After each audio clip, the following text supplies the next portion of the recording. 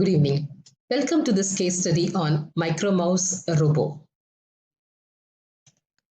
In robotic engineering, the most interesting and challenging competition is fabricating a robust and fastest micromouse.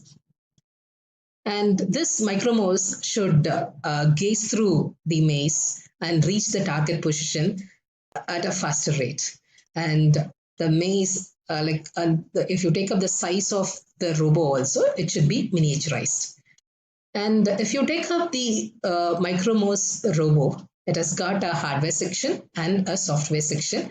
If you take up the hardware part, we have to consider the robot model, the type of motor that is being used, the type of sensor that are used for pathfinding, and the encoders that are there.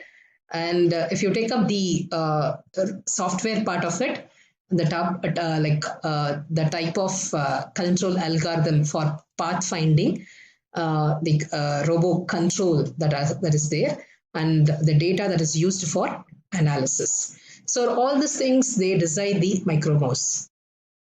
And have you ever wondered what type of motor is used in this micromouse robot?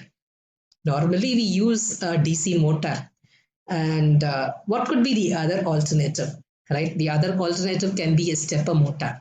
So for convenience, we can very well use a DC motor.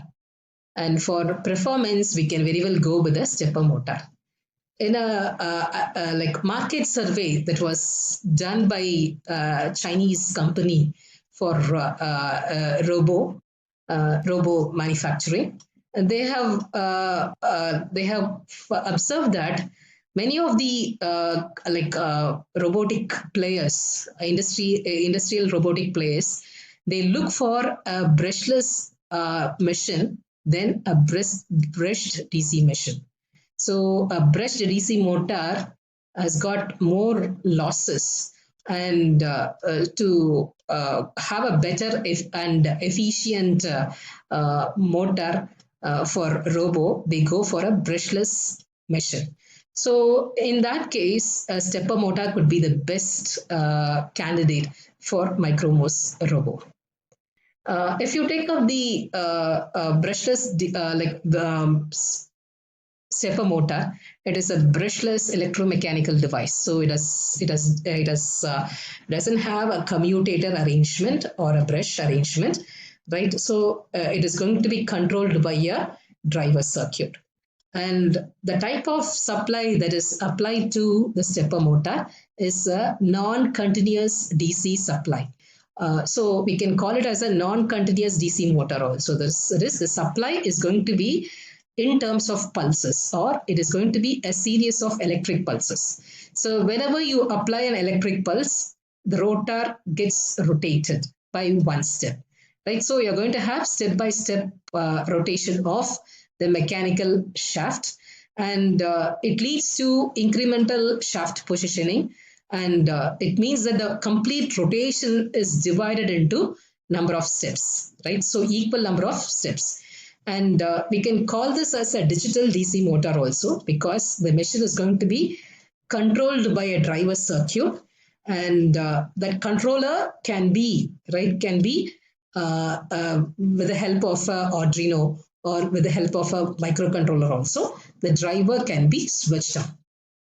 If you take up the construction of a stepper motor, we are going to have stator poles, stator coils, then rotor poles, and a digital control circuit. If you take up the construction, the construction depends on the type of stepper motor we are going to have.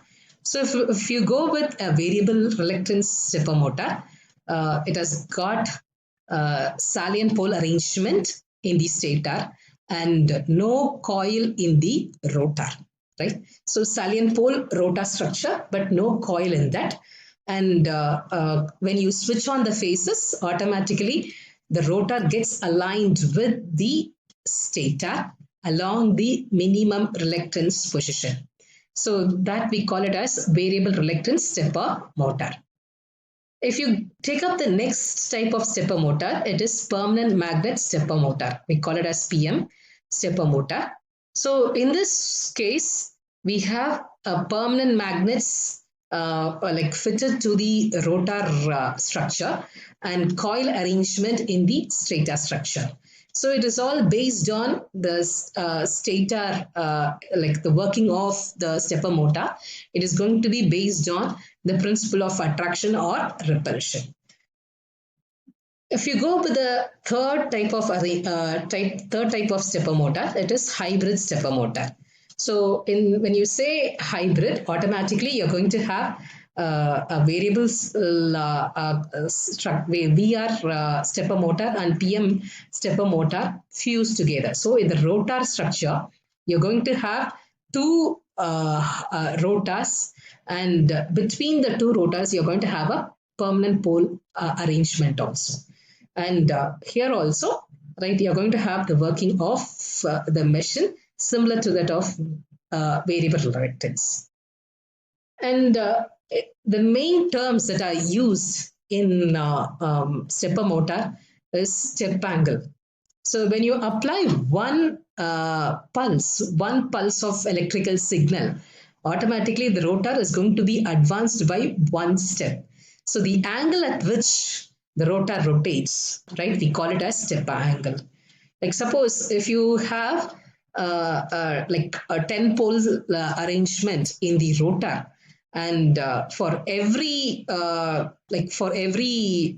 pulse, right, if you're going to have a movement of 36 degrees, automatically the step angle is going to be 36. The resolution of the stepper motor also plays a significant role. So resolution is equal to number of steps divided by number of revolutions of the rotor. So that will determine how many steps you're going to have it in one revolution. Suppose if I say 24 steps in one revolution, right? So you can calculate the step angle. 360 degree divided by 24 steps. That will give you the step angle. So resolution and the step angle, right, they are going to be the main important things. So higher the resolution, then accuracy of the rotor position is going to be very high. When it comes to the torque demand of stepper motor, we go with two terms. One is the pull-out torque. So the maximum torque of the motor that can be developed at such operating speed, we call it as pull-out torque. And if you take up the characteristic, torque versus speed characteristic, right, you're going to have a curvy structure. And if you take up the velocity profile of the stepper motor, right, you're going to have acceleration. Then the pull-out torque is going to be maintained for a certain period. Then you're going to have deceleration. So the starting rate as well as the stopping rate plays a significant role. So we can, the maximum stepping rate of the machine, right, without losing the steps, right, we call it as starting rate. So they play a very important role. So when you decide a stepper motor for any application, we have to first know the velocity profile. Velocity profile should be known for the machine. And for a micromouse, coming back to micromouse story, we can operate the micromouse in open loop condition as well as in closed loop condition. So when it is going to be open loop condition, you can operate it at constant rate operation also. So for that, we have to set the motor speed. Then, when you take up the motor speed, automatically it should be less than the starting rate or stopping rate. That has to be kept in mind. Then the sequence of operation, right? How do you switch on the phases, right? That will decide the direction of rotation.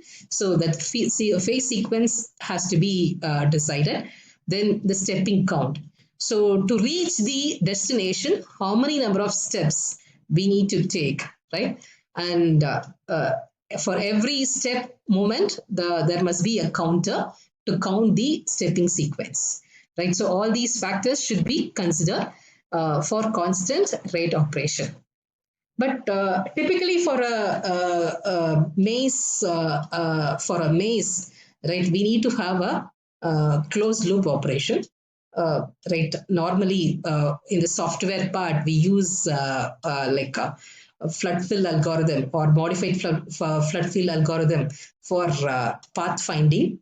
And coming like only if you consider only the hardware part, we need to set the motor speed, like we have to set the motor speed, the phase sequence also we have to decide. Then the position detection is very important. And like suppose if you know the position, then ignition advance also we can calculate. Then deceleration also, because when you reach the target position, you have to slow down and reach the target. So deceleration also is very important, right? So all these factors have to be considered for deciding the closed loop operation. So like these are all the hardware parts I have told you. So you can say like a stepper motor is the best candidate for such maze solving robots, right? It is the best candidate, and it can offer the torque, whatever starting torque that is required without missing any step positions. Hope you would have understood the case study, and you'll be able to answer these assessment questions too.